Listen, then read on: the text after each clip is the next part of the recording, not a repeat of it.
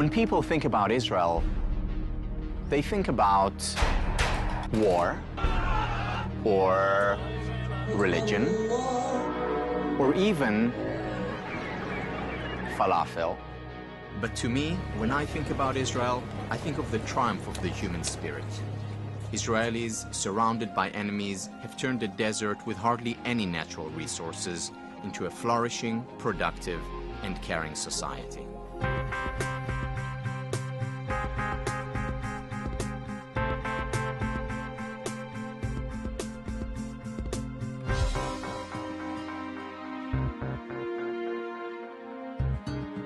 My name is Tal Ben Shahar, and although I was born and bred in Israel, I spent much of my life living and working abroad. Working in Asia, studying in the US and the UK, and touring the world playing professional squash. I received my PhD from Harvard, and after completing my studies, I went on to teach there. He teaches Harvard University's most popular class, positive psychology. Please welcome to the show, Tal Ben Shahar. Tal? Hello, sir. It was very exciting to know that what I was thinking about, writing about, and teaching was having an impact. In spite of all this, I decided to move back to Israel. The main reason for this move, I would say, is family.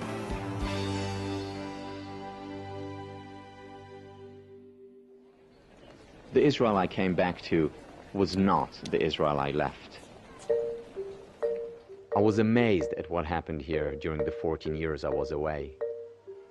Israel had transformed. Israel had not only joined the 21st century, in many ways it was now leading the way.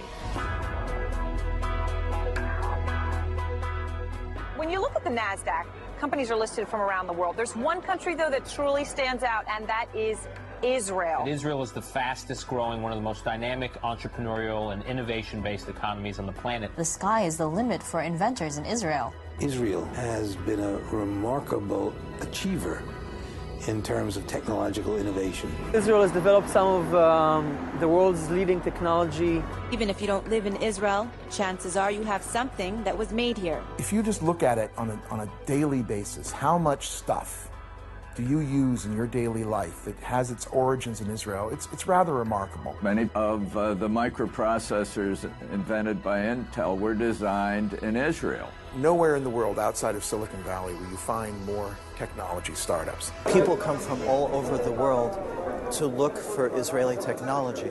Warren Buffett shelled out more than $4 billion for Iskar Metalworking, the largest purchase the legendary investor has made outside the United States. I understand that their facilities are incredible, but I would expect that. Intel developed here. HP has a center here. Google is very successful here. Microsoft as well as a research and development. If you actually do the math, Microsoft is almost as much an Israeli company as we are a U.S. company. This country has been such a beta site or a laboratory for solving both national and international problems since its inception. The technology coming out of Israel is being used to connect the world, green the planet, save lives, and have fun. Wow. Wow. For instance, Kinect lets me use my body as the controller. This very cool technology was developed in Israel and then bought by Microsoft. The workout. In a way, Israel is known to everybody as a center of innovation, as a place where you can find more innovation than anywhere else in the world per capita. If you look at countries that are represented in these stock exchanges, the ranking today is number one, of course, the United States.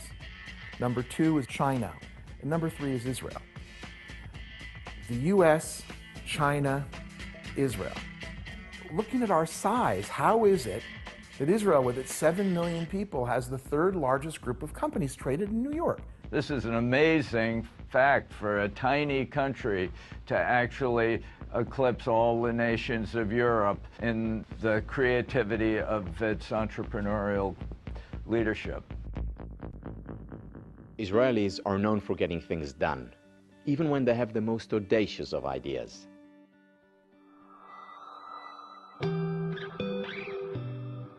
Take, for instance, a company like Better Place. Right now, they're working to make Israel the first country in the world to run its transportation system without oil. I went with my son David to their visitors center in Herzliya.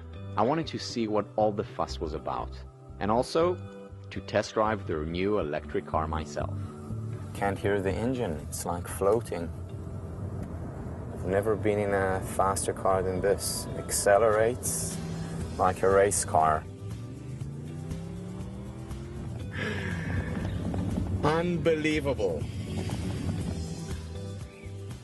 All this is the brainchild of Shai Agassi, who was able to take his ideas and turn them into reality. So how would you run a whole country without oil? That's the question that sort of hit me in the middle of a Davos afternoon about 4 years ago. So what exactly was Shai's big idea? Step 1. Convince the world's car companies to manufacture electric cars that have removable batteries. Step 2. Convince governments to install millions of charging outlets. And step 3. When people want to make a longer drive and there's no time to recharge the battery, just build a nationwide network of battery swapping stations. As absurd as it sounds, that's exactly what Shai and Better Place have done. We converted the paper into reality. We did it all in Israel. I don't think most people understand, but we got about 1,000 engineers working in Israel on this project. I think Israel's become the ground zero of the change, and it defines Israel. The resilience of Israelis to bounce back even stronger from these adversities has also helped generate incredible innovation that is helping address some of the world's most challenging problems. We were living here in the middle of the desert. We really had no choice. We had to come with something in order to farm in this area. If you look at just about every Israeli home, school, park, or farm, you'll notice something interesting. An innovative idea that makes the most of Israel's very limited water supply: drip irrigation.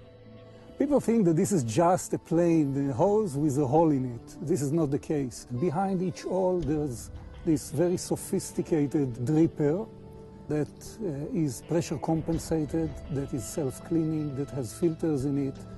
There's a lot of technology and research and development and innovation, so it's certainly not just a hole in a pipe.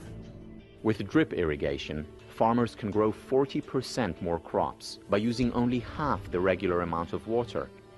This has enabled Israelis to go from surviving in a desert to thriving as a leading exporter of fresh fruit and vegetables all around the world. You know, when I travel and I see our irrigation systems in remote places, and I see how it helps people to grow more with less, I'm very proud of it.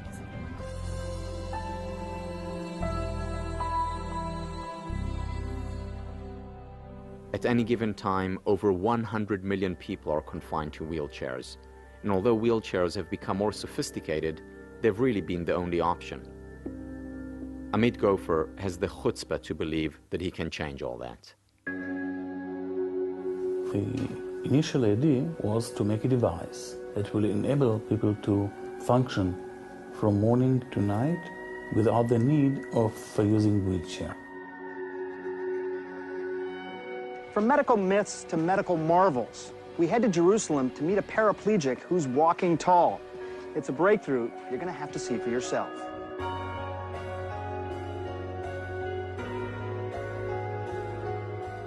You are witnessing a miracle. The man you see standing up, walking, even climbing stairs, has been paralyzed for more than 20 years. And never I think about I walk. Only the dream I walk. When I see the impact of the device on a person, it gives me great pleasure. Oh, it's the greatest thing. Cruising down the hallway. Oh, it's awesome. It's like it's been the best thing since the accident.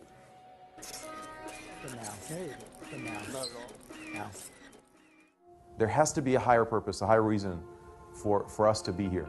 And there's no doubt in my mind that Israel has to play a role in making the world a better place. You know, we're far from perfect, but we're in the game, okay? We're in there fighting and helping and trying, and we're creating cures for cancer, and we're creating new, cool technology, and we're trying to feed the world. We're trying to solve dependence on oil. It really goes to the heart of what being an Israeli is about.